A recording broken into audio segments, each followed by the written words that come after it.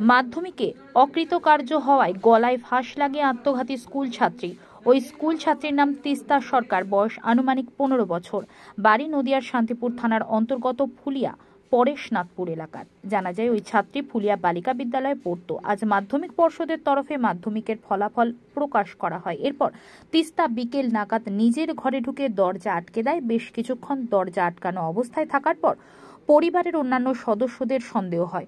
দীর্ঘক্ষণ ডাকাডাকি করেও সাড়া না মেলায় অবশেষে দরজা ভেঙে ফেলে। দরজা ভেঙে ঢুকে দেখে ঘরের সিলিং ফ্যানের সঙ্গে গলায় ফাঁস লাগিয়ে আত্মঘাতী হয়েছে ওই ছাত্রী।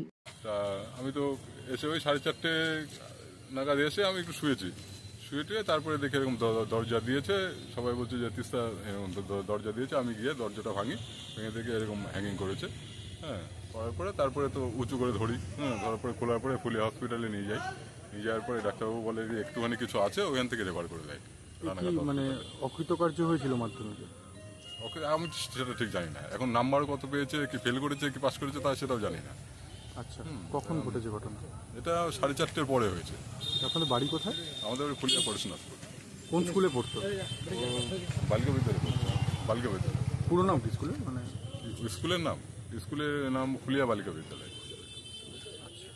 আর আপনার নাম? আমার নাম রতন সরকার। জেঠু? বাবার নাম কি? বাবার নাম ভরত সরকার। বাবা কি করেন? বাবা ওই কাঠের দোকান, কাঠমিস্ত্রি। পড়াশোনা কেমন ছিল ভাইজি? পড়াশোনা ভালো না, ওর বাড়ির থেকে চাপন ছিল না। হ্যাঁ, ও বাড়ির থেকে কেউ মানে কোনো কিছু বলতো না, যে পাস করলেও কোনো ব্যাপার না, ফেল করলেও কোনো ব্যাপার না। সেক্ষেত্রে বকাবকি করার না, কোনো প্রশ্নই নেই। হ্যাঁ, বকাবকি কোনো প্রশ্ন ছিল? ঠিক আছে, আপনার নামটা আরেকবার বলে দিন। রতন সরকার।